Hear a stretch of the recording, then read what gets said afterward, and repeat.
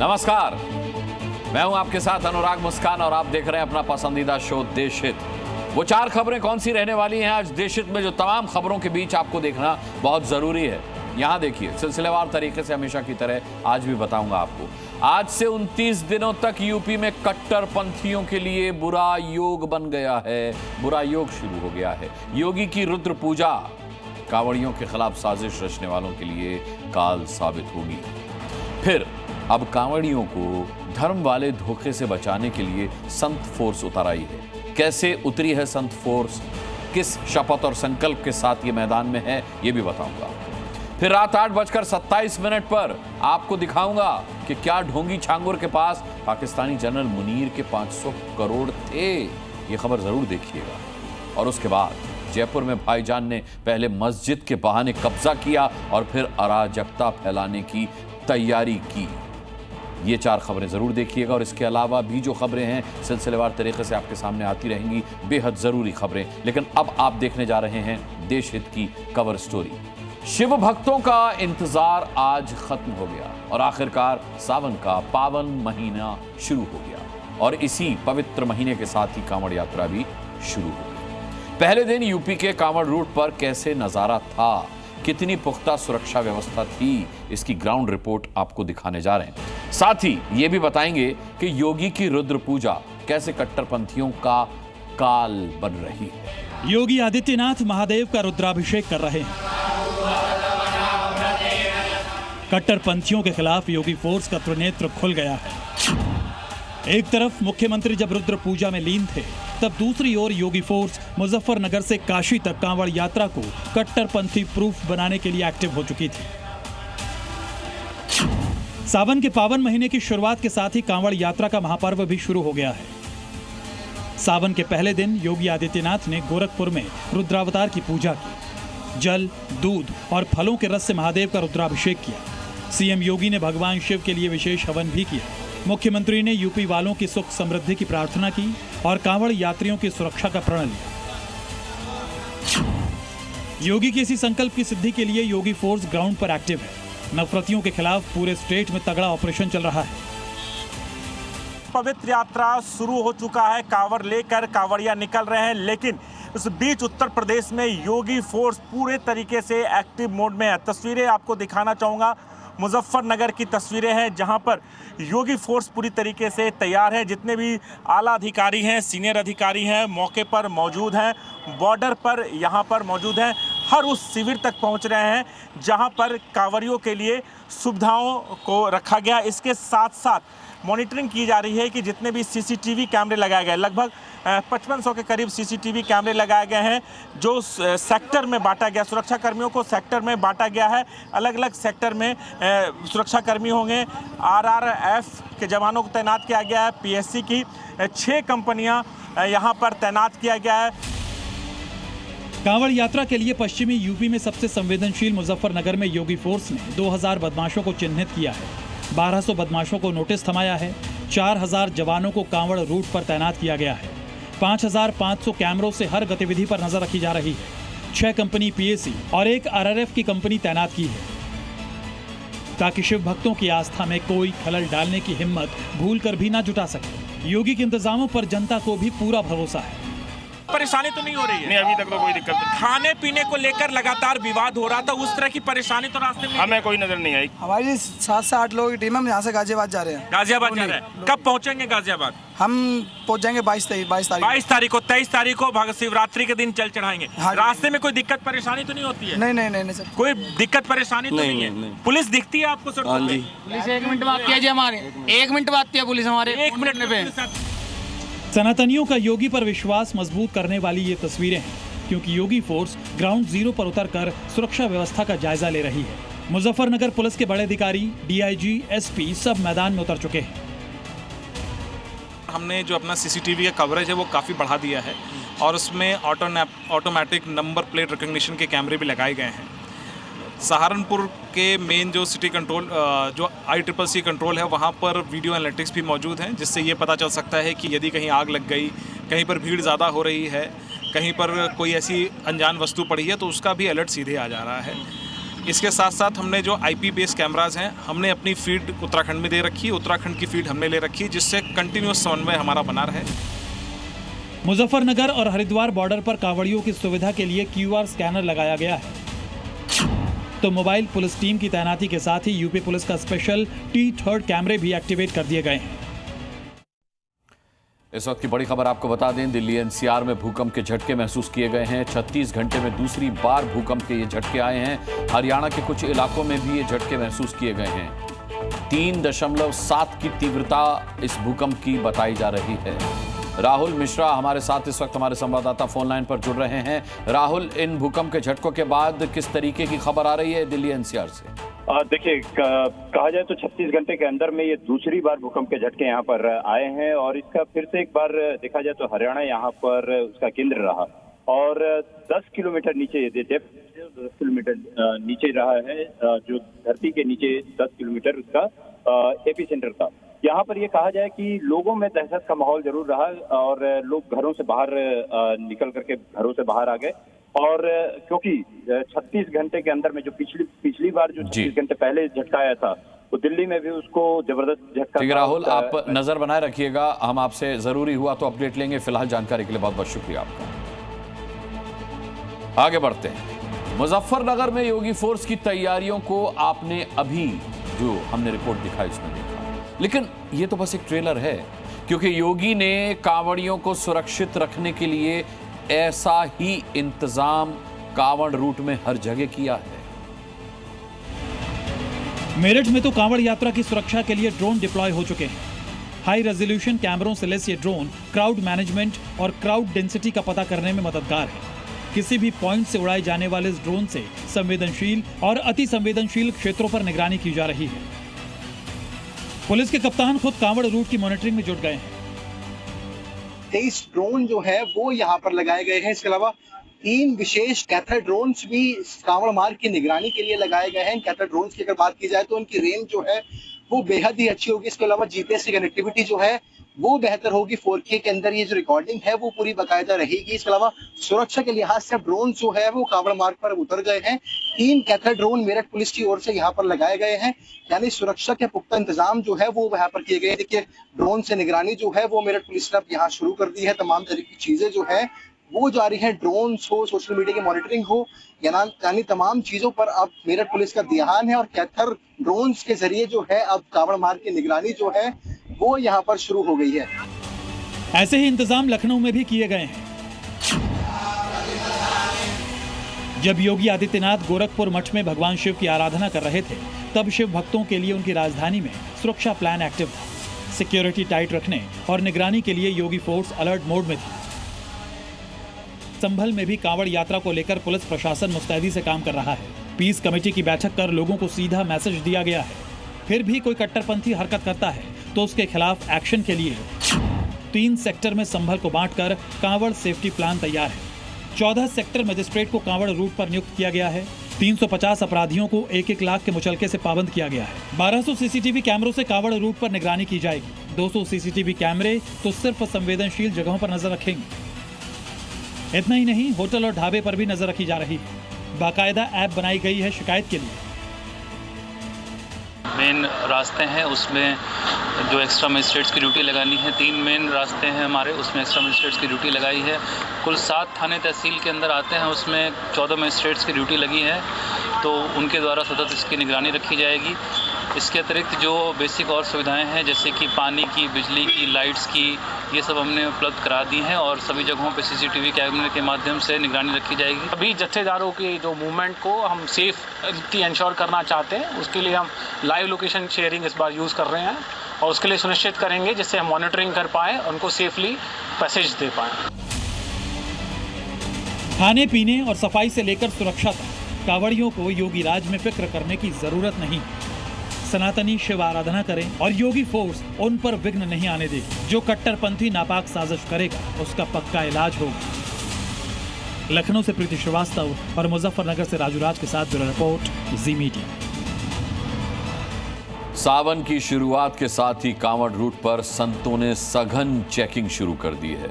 Meat shop बंद कर दी गई हैं, शराब की दुकानों पर पर्दा डाल दिया गया है, होटल और ढाबों में संत फोर्स चेकिंग कर रही है कि कांवड़ियों को दिए जा रहे भोजन में कहीं कोई मिलावट तो नहीं है, भोलेनाथ के लिए बनने वाले प्रसाद में कहीं कोई दूषित चीज तो नहीं मिलाई जा रही।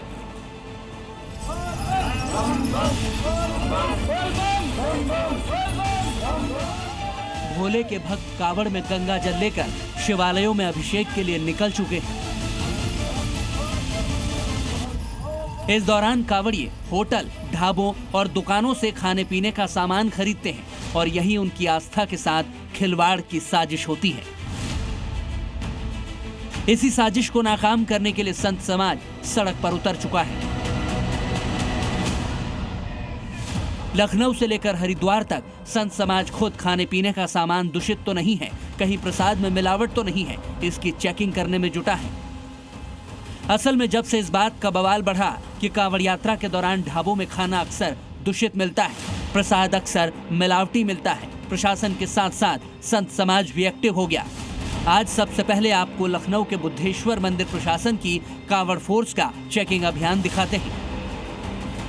और ये देखिए, ये सामने जो है ये पहुंच चुके हैं एक दुकान पर और ये देख रहे हैं कि किस तरीके से कहीं मिलावट तो नहीं है। मंदिर के सभी जो पुजारी हैं वो यहाँ पर दुकान पे पहुंच चुके हैं और यहाँ पर निरीक्षण करेंगे। QR कोड, ये देखिए, ये फूड सेफ्टी विभाग की तरफ से QR कोड भी यहाँ पे लगाया गया है। प्रसिद्ध बुद्धेश्वर महादेव के समीप ही कांवड़ फोर्स चेकिंग करने पहुंची। खाने पीने के हर सामान को देखा परखा। दुकानदारों को भी इससे कोई गुरेज नहीं दिखा, क्योंकि उन्होंने ना तो प्रसाद में ना ही खान पान में किसी तरह की मिलावट की थी। मछली का तेल और शुद्ध कोई चर्बी नहीं मिलना चाहिए, ना ही कानूनी सख्त कार्रवाई की जाएगी और कोई गंदगी मत करना यहाँ, ठीक है? बिल्कुल। आप लोग खुद चेक कर रहे हैं? हम लोग सब चेक कर रहे हैं खुद। आप लोग खुद चेक कर रहे हैं? जी, कांवड़िया वाले आ रहे हैं, वो सब आते हैं यहाँ प्रसाद लेते हैं। इस अभियान के दौरान दूध, दही, पनीर और मिठाइयों की चेकिंग की जा रही है। क्या इंस्ट्रक्शन दिए गए आप लोगों को? साफ सफाई रहेगी। साफ सफाई रहेगी। जी, साफ सफाई, मिलावट भी नहीं रहेगी। ये देखिए, इससे ये सहमत है आप इससे? जी सहमत। हर साल कांवड़ यात्रा के दौरान ऐसी घटनाएं सामने आती हैं, जहां खाने पीने के सामान को दूषित कर कांवड़ियों को परोसा जाता है। ऐसी घटनाओं के खुलासे के बाद ही हिंदू धर्म की शुद्धता और पवित्रता के लिए संत समाज ने कमान संभाली है। ये देखिए, यहाँ पर जो पुजारी हैं वो यहाँ पर खुद निकले हैं और इन्होंने खुद साफ सफाई, दुकानों पे साफ सफाई हो, इसका जो जिम्मा है वो खुद इन्होंने संभाल लिया है। लखनऊ के बाद अब हरिद्वार की तस्वीर देखिए। स्वामी यशवीर महाराज और उनकी टोली ने भोले के भक्तों को धर्म के धोखे से बचाने के लिए मुहिम तेज कर दी है। हरिद्वार से लेकर गाजियाबाद के कावड़ रूट पर मौजूद दुकानों पर वो भगवान वराह की तस्वीर और भगवा झंडा भेंट कर रहे हैं, ताकि वो इसे अपनी दुकान पर लगाएं और उसे देखकर हर कावड़िये को ये यकीन रहे कि इस दुकान पर थूक वाला नहीं बल्कि शुद्ध खाना मिलेगा।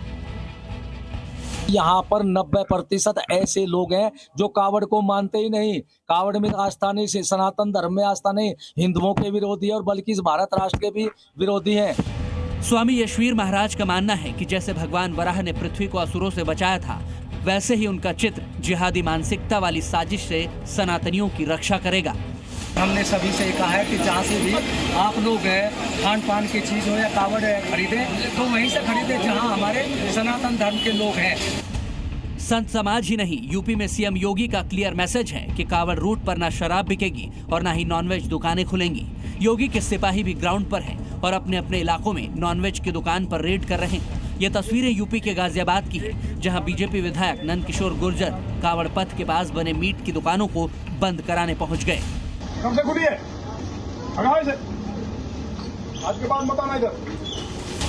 शहर शहर नॉनवेज की दुकानों पर लगातार स्ट्राइक हो रही है। मुजफ्फरनगर के मीनाक्षी चौक पे हूं और ये जो रूट है कांवड़ रूट है, लेकिन इसी रूट पर काफी संख्या में नॉनवेज की दुकानें हैं जिसे बंद किया गया है। गाजियाबाद से लेकर मेरठ तक और मुजफ्फरनगर से लेकर रुड़की तक शिव भक्तों की आस्था का सम्मान करते हुए शराब की दुकानों को पर्दों से ढक दिया गया है। गाजियाबाद में कावड़ रूट पर पड़ने वाली दुकानों के बाहर पर्दा डाला गया है। कावड़ यात्रियों की निगाह शराब की दुकानों पर ना पड़े और उनकी आस्था खंडित ना हो, इसके लिए ये फैसला लिया गया है। शराब की दुकानों के बाहर इस तरीके से पर्दे लगाए जा रहे हैं कि बाहर से शराब की दुकानें दिखाई ना दे। मुजफ्फरनगर में भी योगी फोर्स कावड़ रूट पर शराब की दुकानों को लेकर सीएम योगी की गाइडलाइंस का पालन करा रही है और जब तक कावड़ यात्रा चलेगी तब तक यहाँ शराब की बिक्री पर्दे के पीछे से ही होगी। हम इस समय एक शराब के ठेके पर मौजूद है जो कि पर्दे से ढका हुआ है। उत्तराखंड में भी शराब की दुकानों को पर्दों से ढका जा रहा है। रुड़की में कावड़ यात्रा के दौरान शिव भक्तों की आस्था का सम्मान करते हुए हरिद्वार प्रशासन ने कावड़ रूट पर पड़ने वाली शराब की दुकानों को पर्दे से ढकवा दिया। ये तस्वीर हम आपको दिखा रहे हैं, देखिए मंगलोर हाईवे है जहां पर शराब की दुकानें इस रूट पर पड़ती हैं, तो इनको जो है पर्दों से ढक दिया गया है। यूपी से लेकर उत्तराखंड तक कावड़ रूट में शिव भक्तों की आस्था का पूरा ख्याल रखा जा रहा है। कावड़ मार्ग पर शिव भक्तों की आस्था से खिलवाड़ करने वालों की पहचान का अभियान अब एक मिशन बन चुका है। लखनऊ से प्रीति श्रीवास्तव, मुजफ्फरनगर से राजू राज और रुड़की से विनीत त्यागी के साथ ब्यूरो रिपोर्ट, जी मीडिया।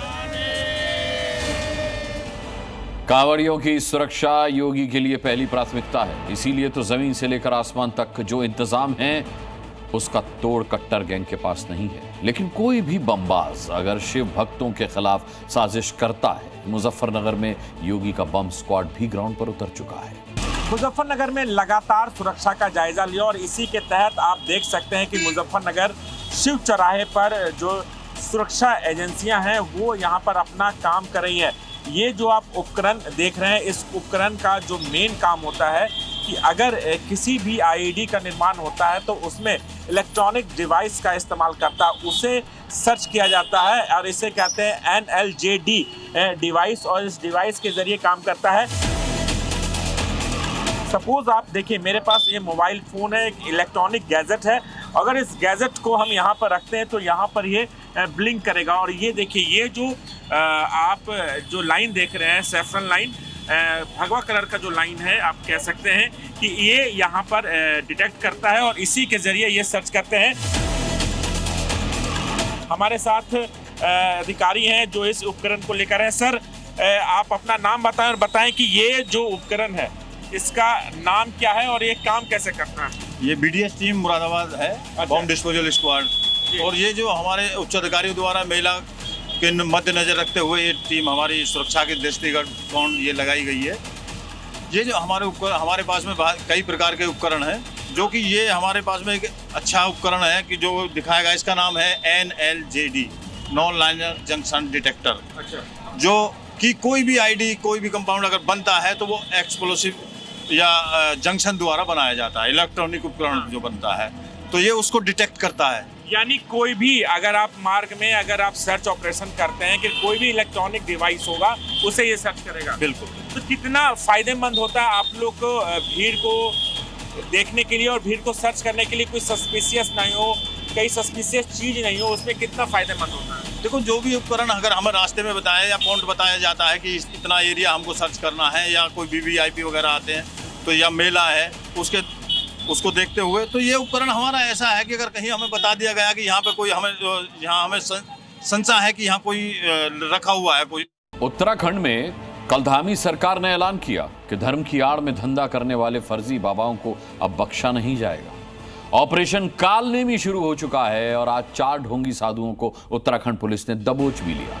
सनातन के नाम पर रोजी रोटी चमकाने वाले ऐसे कितने पाखंडी कांवड़ रूट पर सक्रिय हैं, उत्तराखंड पुलिस अब इनकी तेजी से तलाश में जुट गई है। वशीकरण, पुत्र प्राप्ति, दुश्मन पर जीत, सरकारी नौकरी की गारंटी, धनवान बनने का वरदान।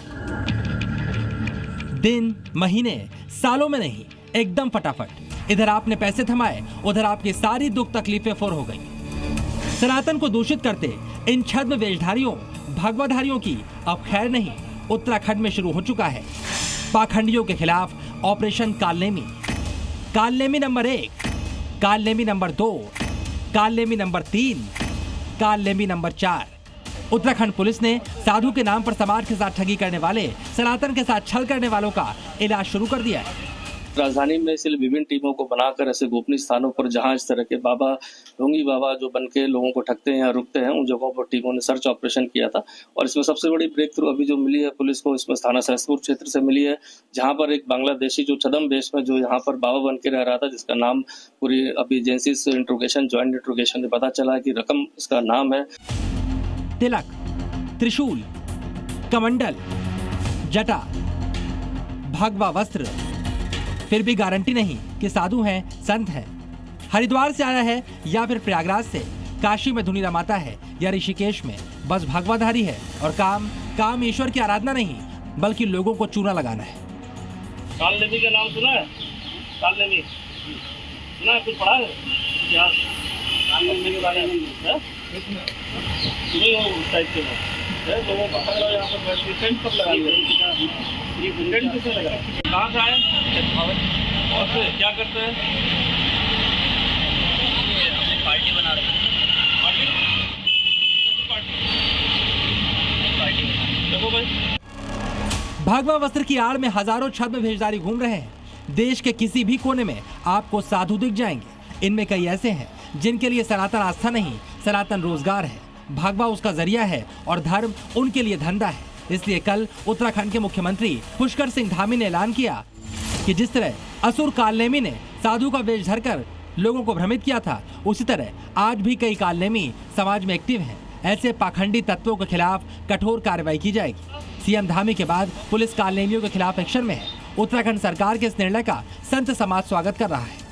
आपने देखा होगा इस समय ऐसा ट्रेंड चला है कि हमारे यहाँ कुछ भगवा पहन करके भी गैर हिंदू लोग हैं, उनको भी चिन्हित करना बहुत जरूरी है। और जितने होटल है उसमें नेम प्लेट लगानी बहुत जरूरी है, ताकि आने वाले श्रद्धालुओं का धर्म भ्रष्ट ना हो सके। सनातन की आड़ में गंदगी फैला रहे बहुरूपियों की पकड़ के लिए धामी सरकार की कोशिश रंग लाने वाली है। धार्मिक चोला ओढ़कर ठगों का जो गिरोह सक्रिय है, उसके अब बुरे दिन आने वाले हैं। वैसे कालनेमी के बारे में आपको बता दें, रामायण काल में कालनेमी मायावी राक्षस हुआ करता था, जिसे रावण ने संजीवनी बूटी लेने जा रहे हनुमान जी को रोकने के लिए भेजा था। वो साधु बनकर हनुमान जी से मिला, लेकिन हनुमान जी ने उसे पहचान लिया और उसका वध कर दिया। कांवड़ यात्रा शुरू हो गई है, लेकिन इस पर सवाल उठाने वाले दोगुनी स्पीड से सियासत कर रहे हैं। समाजवादी पार्टी के नेता और पूर्व सांसद एसटी हसन ने मांग रखी है कि कांवड़ियों के लिए अलग सड़क बनाई जाए ताकि यहां सिर्फ कांवड़िए ही चलें। एसटी हसन के मुताबिक कुछ कांवड़िए तोड़फोड़ हुड़दंग करते हैं। एसटी हसन को कांवड़ यात्रा में सिर्फ हंगामा और हुड़दंग ही दिखा, लेकिन उन्हें करोड़ों सनातनियों की आस्था नहीं दिखी।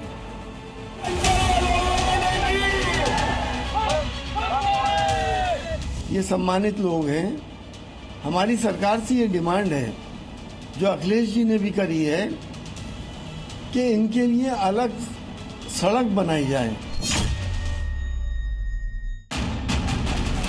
ये कांवड़ियों के लिए अलग सड़क बनाने की मांग ही नहीं, बल्कि भोले के भक्त कांवड़ियों पर तंज है।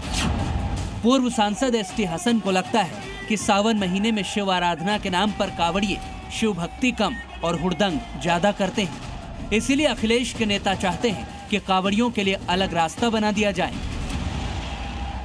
ये सम्मानित लोग हैं। हमारी सरकार से ये डिमांड है, जो अखिलेश जी ने भी करी है, कि इनके लिए अलग सड़क बनाई जाए।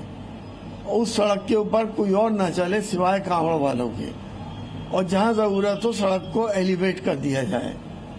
जब करोड़ों लोग कांवड़ लेके जा रहे हैं, तो सरकार का दायित्व बनता है कि वो उनके लिए रास्ता भी अलग करें। कांवड़ यात्रा करोड़ों सनातनियों की आस्था से जुड़ी है, लेकिन धर्म को सियासी चश्मे से देखने वाले एसटी हसन को लगता है कि कांवड़ यात्रा के नाम पर सड़क पर सिर्फ हुड़दंग ही होता है। लेकिन एसटी हसन को शायद ये नहीं पता कि कांवड़ यात्रा एक कठिन तपस्या है, जिसे करना हर किसी के बस की बात नहीं। एसटी हसन को ये 3 तस्वीरें देखनी चाहिए, जो कांवड़ की अडिग आस्था का सबसे बड़ा प्रमाण है। कोई कंधे पर 101 लीटर जल लेकर चल रहा है, तो कोई अपनी बच्ची को साथ लेकर कांवड़ यात्रा कर रहा है, तो कोई श्रवण कुमार की तरह अपनी मां को बिठाकर कांवड़ में ले जा रहा है। सुशील कुमार अपनी मां को कांवड़ में बिठाकर हरिद्वार से बागपत जा रहे हैं। कांवड़ में उन्होंने एक तरफ गंगा मां का जल रखा है, तो दूसरी तरफ अपनी खुद की मां है। सुशील कुमार ये कठिन तप इसीलिए कर रहे हैं कि उनकी भगवान शिव में गहरी आस्था है। ऐसे में कांवड़ यात्रा पर सवाल उठाने वालों को सुशील कुमार की बातें जरूर सुननी चाहिए। भगवान की कृपा से भगवान से हर साल ले जाते हैं? नहीं जी, पहली बार ले जा रहे हैं। यानी माँ को हरिद्वार से लेके जा रहे हैं? हाँ जी बिल्कुल। कब तक पहुँचेंगे? पहुँच जाओंगे जी, 13-14 तारीख को पहुँच जाऊंगे। कोई दिक्कत तो परेशानी तो नहीं? नहीं जी, बिल्कुल भी जी, बिल्कुल नहीं है। मोंटी नाम का ये कांवड़िया 101 लीटर गंगा जल लेकर निकला है। मोंटी ने अपने भाई के लिए मन्नत मांगी है। मोंटी 3 तारीख को जल लेकर निकला है और 23 तारीख को जल लेकर अपनी मंजिल तक पहुंचेगा और भोलेनाथ का जलाभिषेक करेगा। मैंने अपने भाई के नाम की बोल ली जी, अगर मेरे भाई का सुराई से चरम रोग ठीक होता है तो अगली बार 121 कलश की मैंने बोल रखी भोले बाबा से। इस बार कितना लीटर कलश लेके चल रहे हैं? 101 लीटर। तो इतना वजन लेके कहाँ तक जाएंगे? मेरठ गांव भवनपुरा। अच्छा, मेरठ तक जाएंगे। कब निकले थे जल लेके? 3 तारीख की सुबह 4 बजे। मोंटी की मन्नत पूरी हो गई और उसका भाई ठीक हो गया तो अगले साल 121 लीटर जल का कांवड़ उठाने का संकल्प लिया है। इतनी कठिन तपस्या हर किसी के बस की बात नहीं और इन कांवड़ियों पर तंज कसना नेताजी के लिए तो बहुत आसान है, लेकिन इस तपस्या को निभाना बिल्कुल आसान नहीं है। और शायद इसीलिए जब कांवड़ियों की तपस्या में कोई विघ्न डालता है, उनके कांवड़ को कोई खंडित करता है तो कांवड़िए उग्र हो जाते हैं। कांवड़ यात्रियों के हंगामे पर कटाक्ष करना तो आसान है, लेकिन कांवड़ यात्री बनना उतना ही कठिन। ब्यूरो रिपोर्ट, जी मीडिया। रिश्तों के कत्ल की सैकड़ों कहानियां आपने सुनी होंगी, लेकिन आज जो हम आपको दिखाने जा रहे हैं वो आपको न सिर्फ हैरत में डाल देगा बल्कि गुस्से से भी भर देगा, क्योंकि एक बाप ने अपनी बेटी को 3 गोलियां मारकर उसे मौत के घाट उतार दिया। टेनिस की दुनिया में नाम कमा चुकी राधिका यादव के पास कई गोल्ड मेडल थे, लेकिन अपने पिता की दकियानूसी सोच के आगे वो होनहार जिंदगी की जंग हार गई। सवाल है कि क्या मुस्लिम युवक इनामुल के साथ एक वीडियो के चलते राधिका की ऑनर किलिंग हुई है? इस वीडियो में दिखाई दे रही लड़की का नाम है राधिका यादव, जो एक होनहार टेनिस प्लेयर थी, और लड़के का नाम है इनामुल हक, जो सिंगर और एक्टर है। इन दोनों को साथ देखने वाले तो शायद बहुत खुश होंगे, क्योंकि इस फिल्मी वीडियो को कई लोगों ने देखा है। मगर राधिका यादव के पिता ने अपनी बेटी को मौत के घाट उतार दिया। क्या इनामुल की वजह से राधिका की हत्या हुई? क्योंकि खबरें हैं कि राधिका यादव के सोशल मीडिया पर रील्स और वीडियो बनाने से पिता नाराज था। क्या इसीलिए क्योंकि इस म्यूजिक वीडियो में मुस्लिम युवक इनामुल हक और राधिका यादव एक साथ रोमांस कर रहे थे और उसने अपनी ही दुलारी बेटी का खून कर दिया, वो भी 3 गोलियां मारकर। टेनिस प्लेयर हत्याकांड में एकेडमी को लेकर भी बाप बेटी में विवाद की वजह बताई जा रही है। वही एकेडमी जिसके लिए 1.25 करोड़ रुपए राधिका को देकर उसके पिता ने ही खुलवाया था। राधिका हत्या मामले में एक के बाद एक नए खुलासे सामने आ रहे हैं और इस वक्त मैं मौजूद हूं राधिका की वही एकेडमी जहां उसने ट्रेनिंग ली और जहां अब वो ट्रेनिंग दे रही थी। और ये भी बताया जा रहा है कि बाकायदा दीपक ने इस पूरी एकेडमी को तैयार कराया था, जिसपे लगभग 1 करोड़ रुपए का खर्चा भी आया और बाकायदा राधिका को ये एकेडमी दी थी कि वो यहाँ बच्चों को ट्रेनिंग दे। और इसके साथ साथ वो लगातार प्रेरित भी करता रहता था, हौसला अफजाई करता रहता था। लेकिन जिस तरह से पुलिस ने अब इस पूरे मामले में कुछ और अहम तथ्य भी जुटाए हैं, ये बताया जा रहा है। इस वक्त की बड़ी खबर आपको बता दूं, असम से इस वक्त की बड़ी खबर आ रही है। मंदिर में गौमांस फेंकने वाले को अरेस्ट किया गया है। आरोपी जहांगीर आलम गुवाहाटी से अरेस्ट किया गया है। हनुमान मंदिर में इसने ये गौमांस फेंका था। तस्वीर आप देख रहे हैं इसकी। इसे अब अरेस्ट कर लिया गया है। जहांगीर आलम इसका नाम है। जलालुद्दीन उर्फ छांगुर बाबा और उसकी क्राइम पार्टनर नीतू उर्फ नसरीन कस्टडी में। अब सारे राज उगल रहे हैं। आज दोनों को एटीएस बलरामपुर की उस कोठी पर ले गई जिसे योगी फोर्स ने बुलडोजर से जमींदोज कर दिया है। इस बीच पता चला है कि जलालुद्दीन उर्फ छांगुर बाबा का फंडिंग नेटवर्क 500 करोड़ का है। यह पैसा कई देशों से आया है, लेकिन पाकिस्तान का नाम इसमें सबसे आगे है। सवाल उठ रहे हैं कि क्या छांगुर बाबा को धर्मांतरण के लिए फंडिंग पाकिस्तान के आर्मी चीफ मुल्ला मुनीर ने भी की है?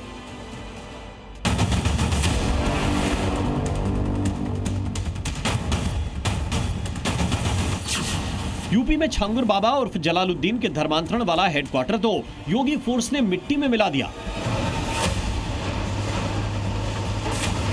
और अब बारी है छांगुर बाबा के नेटवर्क को छिन्न भिन्न करने की।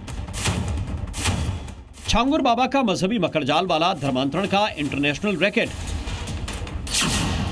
पाकिस्तान, दुबई, सऊदी अरब, तुर्की, नेपाल और मिडिल ईस्ट के और भी कई देशों में फैले होने की आशंका है।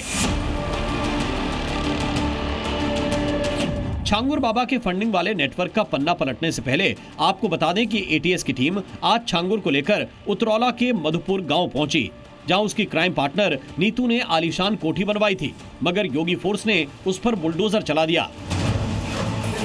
छांगुर बाबा की गोरखधंधा केस की जांच जैसे जैसे आगे बढ़ रही है, छांगुर के अपराध की फाइल मोटी होती जा रही है। छांगुर को 500 करोड़ की विदेशी फंडिंग हुई, जिसमें से 300 करोड़ का लेन देन नेपाल के जरिए हुआ था। जांच एजेंसियां इसकी जड़ तक पहुंचने में जुटी हैं, जिसके लिए जलालुद्दीन उर्फ छांगुर को आज उसी जगह ले जाया गया जहां से छांगुर ने धर्मांतरण का गंदा काम शुरू किया था। जमालुद्दीन उर्फ छांगुर बाबा और उसकी साथी नीतू को एटीएस की टीम बलरामपुर लेकर पहुंची है। बलरामपुर में उसी घर पर जहां पर छांगुर बाबा और नीतू अपने परिवार के साथ रहा करते थे, और ये वही घर है जहां पर नाबालिग बच्चियों का जबरदस्ती धर्मांतरण किया जाता था। उत्तर प्रदेश का सबसे बड़ा मास्टरमाइंड धर्मांतरण के मामले पे छांगुर बाबा है, जिसको लेकर एटीएस जो है आज बलरामपुर उसके ठिकाने पर लेकर पहुंची है और अब यहाँ पर जांच कर रही है। इस मामले में इस्लामिक इंडिया के नापाक प्लान का पर्दाफाश पहले ही हो चुका है और अब जो नया खुलासा हुआ है उसमें कई देशों का कनेक्शन भी सामने आया है। खुलासे के मुताबिक छांगुर को करीब 500 करोड़ की विदेशी फंडिंग हुई। जांच एजेंसियां इस 500 करोड़ में से 200 करोड़ का पता लगा चुकी हैं, लेकिन छांगुर की काली कमाई के अभी 300 करोड़ का पता लगाना बाकी है। इस गैंग ने जहां जहां अवैध संपत्ति अर्जित की है, अवैध धन का इस्तेमाल करके, उन सभी की भी जानकारी की जाएगी तथा अवैध संपत्तियों को जब्तीकरण की कार्रवाई तथा उन्हें डिमोलिश करने की कार्रवाई भी की जाएगी। अब सवाल उठ रहे हैं कि क्या ये 300 करोड़ की फंडिंग पाकिस्तान से हुई है? क्या पाकिस्तान के आर्मी चीफ मुल्ला मुनीर ने छांगुर को धर्मांतरण के लिए फंडिंग की? क्या यूपी के सीएम योगी आदित्यनाथ इसलिए जलालुद्दीन उर्फ छांगुर को राष्ट्र विरोधी बता रहे हैं? समाज विरोधी और राष्ट्र विरोधी कार्रवाई में लिप्त तत्वों के खिलाफ कैसे कार्रवाई हो रही है। कल बलरामपुर में आपने देखा होगा, एक जल्लाद को हम लोगों ने वहां पे भी गिरफ्तार किया। जांच में जो अब तक का खुलासा हुआ है उसके मुताबिक छांगुर का 300 करोड़ का लेन देन नेपाल के जरिए हुआ। फंडिंग के लिए काठमांडू समेत नेपाल के सीमावर्ती जिलों में 100 खाते खुलवाए गए थे। उन्हीं खातों में धर्म परिवर्तन कराने के लिए पाकिस्तान, सऊदी अरब और तुर्की से पैसे भेजे गए। इसमें शामिल एजेंट 5% कमीशन लेकर नेपाल के खातों से पैसे निकालकर छांगुर तक पहुंचा देते थे। रायबरेली से पकड़े गए साइबर अपराधियों को भी इसी कड़ी का हिस्सा माना जा रहा है, जिनके तार पाकिस्तान और दुबई से जुड़े हैं। एटीएस की जांच में छांगुर बाबा के देश विदेश में कई बैंक अकाउंट अहम कड़ी हैं, जिनकी जांच की जा रही है। छांगुर के 6 बैंक खातों में 34 करोड़ 22 लाख रुपए हैं, जिसे एटीएस संदिग्ध मान रही है। सुरक्षा एजेंसी के मुताबिक छांगुर के नेटवर्क में जुड़े लोग पहले विदेश से नेपाल के बैंक खातों में पैसा मंगवाते थे, वहां से नेपाली करेंसी में पैसा निकलवाकर भारत पहुंचाते थे।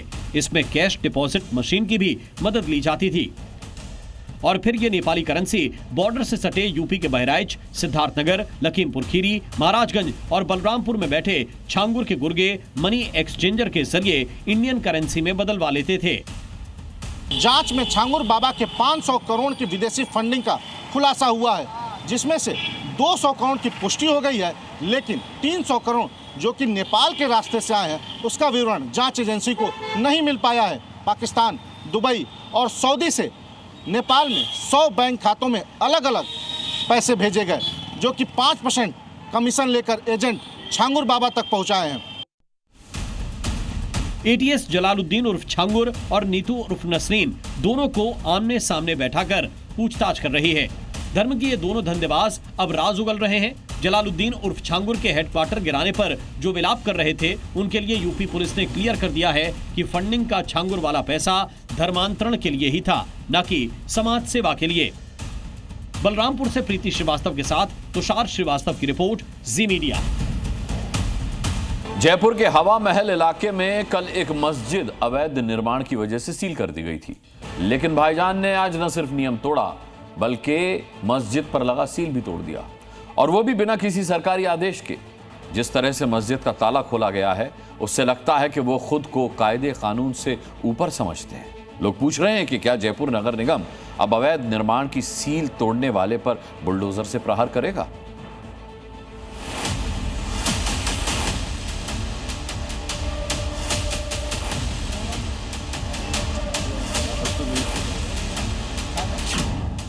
मस्जिद का ये निर्माण चल रहा है, ये चीज़ है। तो लेकिन उन्होंने बगैर बताए, बगैर कुछ करे, सुबह 9 बजे आकर के सीज करके चले गए।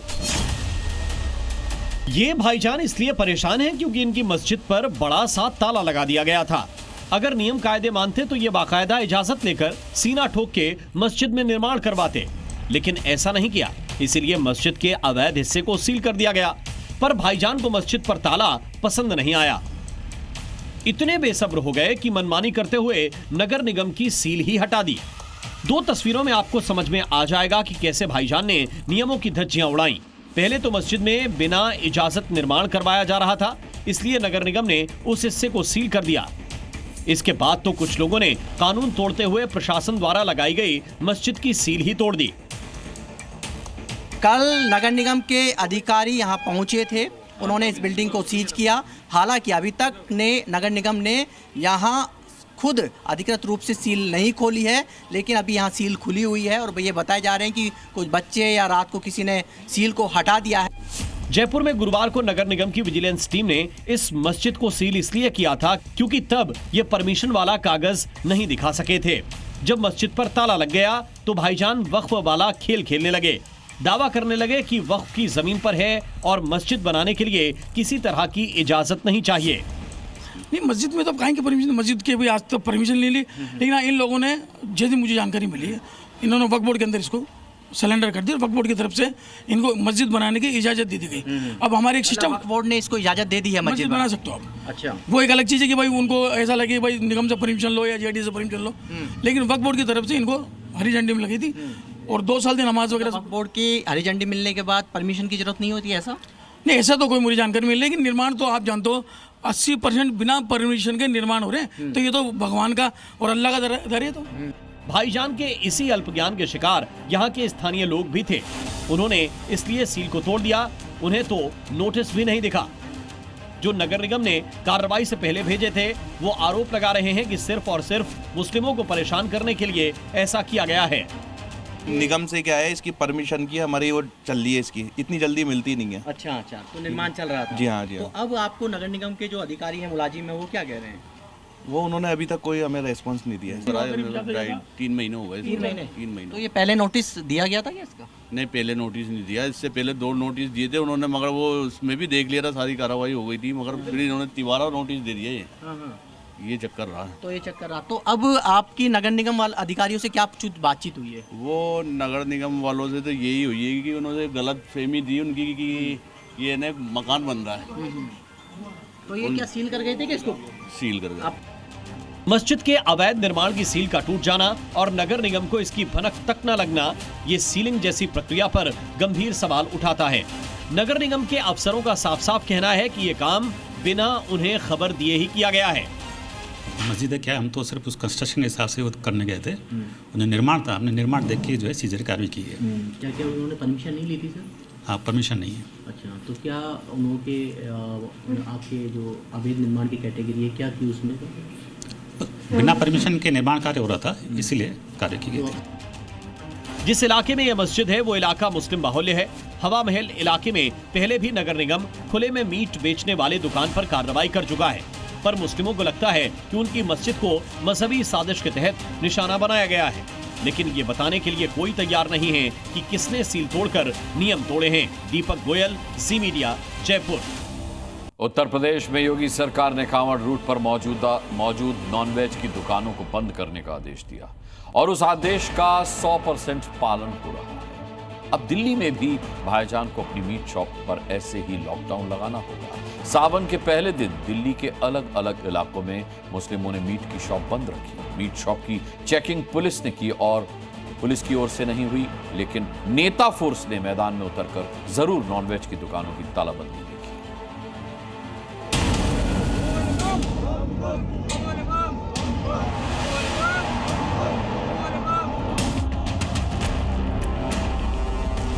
कहीं विधायक ने मीट शॉप की चेकिंग की।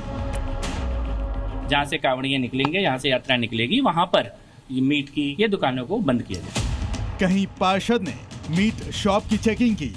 हिंदू समाज में ये गलत है। शिव भक्तों की सरकार है। दिल्ली में नॉनवेज दुकानों की तालाबंदी कराने उतरी नेता फोर्स। सावन के पहले ही दिन दिल्ली में वो हो गया जो पिछले साल नहीं हो पाया था। दिल्ली में कई जगहों पर कांवड़ रूट पर मौजूद नॉनवेज दुकानें सावन के पहले दिन बंद रहीं। जंगपुरा विधानसभा से बीजेपी विधायक तरविंदर सिंह मारवा अपने इलाके में मीट शॉप की चेकिंग करने निकले। कुछ नॉनवेज दुकानों को उन्होंने बंद करवाया, जबकि कई मुसलमानों ने तो खुद से ही दुकान बंद कर रखी थी। बीजेपी के विधायक तरविंदर सिंह मारवा पहुंचे हैं जंगपुरा भोगल में। दरअसल क्योंकि लगातार ये मांग कर रहे थे कि कांवड़ यात्रा जो है वो शुरू हो गई है, अब ऐसे में जो है बंद होनी चाहिए। चिट्ठी भी लिखी थी केंद्रीय गृह मंत्री अमित शाह को भी। अब ऐसे में खुद अपनी विधानसभा पहुंचे हैं और तस्वीर दिखा देते हैं। जो दुकानें थी वो दरअसल जो है वो बंद करवाई गई हैं, जो मीट शॉप थी, क्योंकि लगातार ये मांग कर रहे थे कि जो कांवड़ यात्रा है उसको ध्यान में रखना चाहिए और लोगों को अपनी मीट की शॉप जो है वो बंद करनी चाहिए। पहले नवरात्रों में भी कहा था, लोगों ने अपील सुनी, 80-85% लोगों ने दुकानें बंद की। इस बार भी अपील की है, तो मुझे लगता है इस बार भी हमको थोड़ी कामयाबी मिलेगी। लेकिन आने वाले समय में आप देखना कि कांवड़ यात्रा का जहाँ पर भी रूट होगा वहाँ पर दुकानें आपको पूरी 100% बंद मिलेगी। दरअसल बीजेपी विधायक लगातार ये मांग कर रहे थे कि दिल्ली में कांवड़ यात्रा के दौरान नॉनवेज की दुकानें बंद होनी चाहिए। इसके लिए उन्होंने सरकार से मांग भी की थी। दिल्ली सरकार ने मीट शॉप बंद करने के लिए आदेश जारी किया है, जिसके बाद स्थानीय स्तर पर नेताओं ने भी मीट शॉप बंद है कि नहीं ये चेक करना शुरू कर दिया है। हमारे एमएलए साहब हैं तरविंदर सिंह मारवा और साथ में कांवड़ यात्रा निकल रही है, धार्मिक यात्रा है। इसकी देख रेख में वो तरविंदर साहब जी के हुक्म से हमने दुकानें बंद रखी। सावन के पहले ही दिन मीट शॉप दुकानों की चेकिंग करने के लिए बीजेपी पार्षद रितु शर्मा भी सड़क पर उतर गई। दिल्ली की पटपड़गंज इलाके से पार्षद रितु शर्मा ने भी कुछ दिन पहले मीट शॉप दुकानदारों को सावन में दुकान बंद करने को कहा था और दुकानदारों ने खुशी खुशी उनकी बात मान ली। इस वक्त मैं दिल्ली के पटपड़गंज वार्ड में मौजूद हूं और इस वक्त हमारे साथ पटपड़गंज वार्ड से पार्षद जो बीजेपी के हैं रेणु शर्मा वो मौजूद हैं। आप तस्वीरों में देख सकते हैं सावन का पहला दिन है, अपने क्षेत्र में निकली हैं और अपने क्षेत्र में जो मीट की दुकानें हैं उन दुकानों को इन्होंने बंद कराने की बात कही थी। अगर हम लोग जिस दिन सावन का महीना शुरू होगा उस दिन शुरू नहीं है, ये करेंगे नहीं आप, तो इन्होंने इस बात का सम्मान रखा और इन्होंने आज बंद रखा है। चलिए आपका क्या नाम है आपका? मोहम्मद हारून। आप ही की ये शॉप है हारून? अच्छा, तो आप ऐसे आमतौर पे लगाती हैं, तो मैम आई आप लोगों को कहा कि भाई सावन का पवित्र महीना है नहीं लगाएं, तो आपको कोई आपत्ति तो नहीं हुई? नहीं जी, कोई आपत्ति नहीं है जी। हम आप मैम के साथ हैं और मैम का बहुत आभार है हम, और इनकी बात का हम सम्मान रखते हैं हमेशा। छठ पूजा हो, नवरात्रे हो, हमारी जगह शुरू से करते आ रहे, जब से मैम आए हैं इस एरिया में करते आ रहे। जी बिल्कुल। पार्षद रितु शर्मा ने ये बात मीट शॉप चलाने वालों को साफ साफ कह दिया है कि कांवड़ यात्रा वाले मेन रोड पर नॉनवेज दुकान खोलने से उन्हें आपत्ति है। अगर वो चाहे तो गलियों में अपने घर के अंदर ये काम कर सकते हैं। ये मैंने बंद करने के लिए कहा था और इन्होंने बंद किया। सुन रहे हैं कि खोड़ा चले गए हैं काम करने। आप काम करिए, काम से दिक्कत नहीं है, आपका व्यापार है, मगर जो मेन रोड है उनको छोड़ दीजिए, उनको छोड़ दीजिए। मीट और जो आपका मीट बकरा वगैरह काटना है वो मेरे वार्ड में अंदर कहीं भी करिए, आप मेन रोड पे मत करिए। दिल्ली के अलग अलग मोहल्लों से बड़े पैमाने पर कांवड़ यात्रा निकलती है। कांवड़िए हरिद्वार से जल लेकर अपने अपने इलाके के शिव मंदिर में सावन की शिवरात्रि को जलाभिषेक करते हैं। इस बार सावन के पहले सोमवार यानी 14 जुलाई को दिल्ली के मुख्यमंत्री रेखा गुप्ता कांवड़ियों का स्वागत करेंगी। दिल्ली सरकार के सभी मंत्री भी दिल्ली में कांवड़ियों का स्वागत करेंगे। सावन का जो पहला सोमवार आ रहा है उसमें मुख्यमंत्री महोदया स्वयं द्वार पर खड़े होकर, दिल्ली के द्वार पर बॉर्डर पे खड़े होकर कांवड़ियों का स्वागत करेंगे। हम भव्य स्वागत के लिए तैयार हैं। शिव भक्तों की सरकार है और अब की बार जो कांवड़ यात्रा है वो बहुत ही अच्छे से आयोजित हो, इसकी हम लोग तैयारी कर रहे हैं। दिल्ली में पिछले साल केजरीवाल सरकार थी और इस बार बीजेपी की सरकार है। इसीलिए बीजेपी सरकार चाहती है कि इस बार दिल्ली में कांवड़ यात्रा पहले से ज्यादा भव्य और सुंदर हो। दिल्ली से सुमंत कुमार के साथ ब्यूरो रिपोर्ट, जी मीडिया। इस वक्त की बड़ी खबर आपको बता दूं, महाराष्ट्र सरकार में मंत्री और बीजेपी नेता नितेश राणे ने बड़ा बयान देते हुए कहा है कि मुंबई का डीएनए हिंदू है और बीएमसी में हमेशा भगवा ही रहेगा। गोल टोपी दाढ़ी वालों ने वोट नहीं दिया, मैं हिंदुओं के वोट से एमएलए बना, ये कहा राणे ने। उन्होंने आगे कहा कि क्या मुझे उर्दू बोलने वाले का समर्थन करना चाहिए, वो हरे सांप हैं। ये भाषा है नीतीश राणे की, ये बयान है उनका। बघा आपल्या देवी देवतांचं कसं संरक्षण दिलं जात आहे, कोणीही आपल्या मंदिराकडे वाकड्या नजरेने पाहू शकत नाही, एवढी ताकद तुमच्या लोकप्रतिनिधीमध्ये असल्यामुळे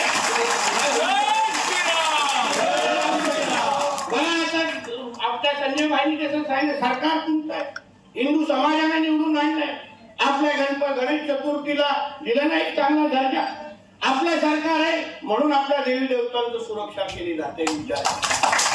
महाविकास आघाडीच्या सरकारच्या काळात होतं काय सगळ्या गोष्टी। जिसने रेल पर फेंके पत्थर, योगी फोर्स ने उनकी बना दी रेल। जौनपुर जिले में ट्रेन पर पत्थर बरसाने वाले 10 पत्थरबाजों को पकड़कर ऐसी खातिरदारी की गई है कि वो अब गुनाह न करने की कस्में खा रहे हैं।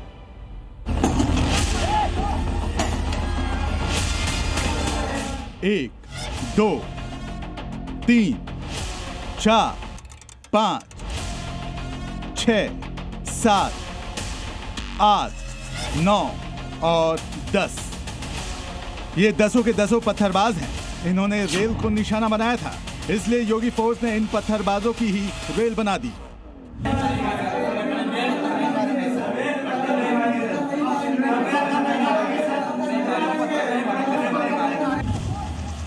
ये सोच रहे थे कि ट्रेन पर पत्थर बरसाएंगे और पकड़े भी नहीं जाएंगे, लेकिन पुलिस ने न सिर्फ गिरफ्तार किया बल्कि वो हाल किया है कि ये पत्थरबाज अब जिंदगी भर याद रखेंगे। सभी पत्थरबाज हाथ जोड़कर कह रहे हैं कि अब वो कभी ट्रेन पर पत्थर नहीं फेंकेंगे।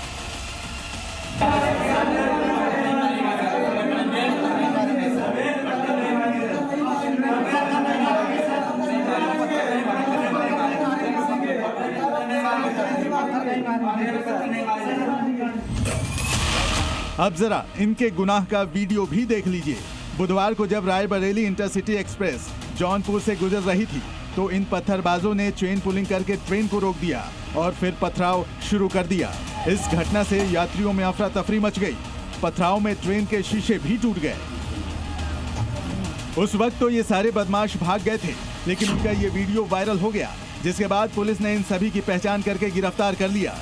9 जुलाई को थाना बरसटी में स्टेशन अधीक्षक जंघई द्वारा थाने पे आके सूचना दी गई कि जौनपुर से रायबरेली जाने वाले रायबरेली एक्सप्रेस पर कुछ अराजक तत्वों द्वारा पथराव किया गया है। इस सूचना पे तत्काल वरिष्ठ अधिकारियों द्वारा मौका मुआयना किया गया। आज दिनांक 11 जुलाई 2025 को प्रकरण में कुल 10 अभियुक्तों को गिरफ्तार किया गया है। इन पत्थरबाजों का 2 महीने पहले एक शादी के दौरान कुछ लोगों से झगड़ा हुआ था।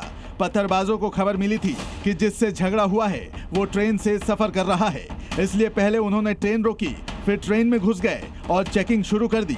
ट्रेन के यात्रियों ने जबरन इसका विरोध किया। ये लोग नीचे उतर गए और ट्रेन पर पत्थर बरसाने लगे।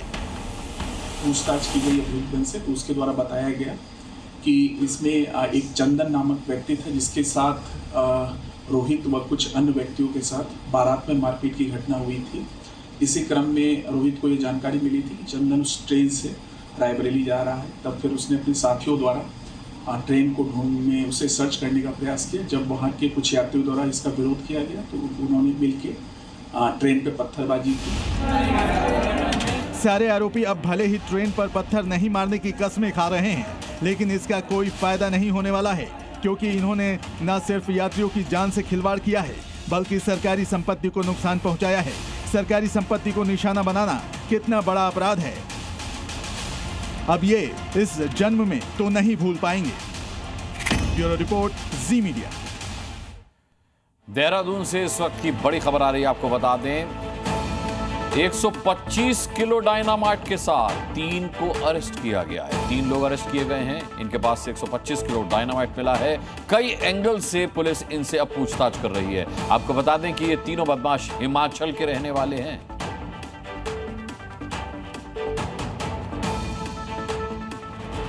और अब आपको दिखाते हैं कि किस तरह बादलों का ब्रेक फेल होने की वजह से तेज बारिश कहर बन गई। शहर शहर बारिश के पानी में डूब रहे हैं।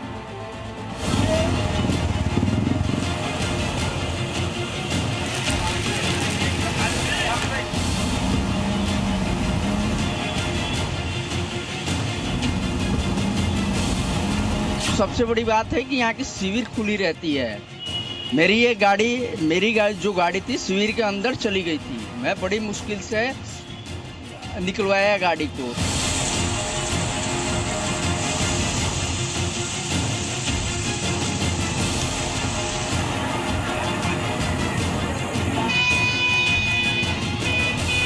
शिकायत करी है सोसाइटी यहाँ पे जो सेक्टर के हैं, बट हुआ तो कुछ नहीं अभी तक।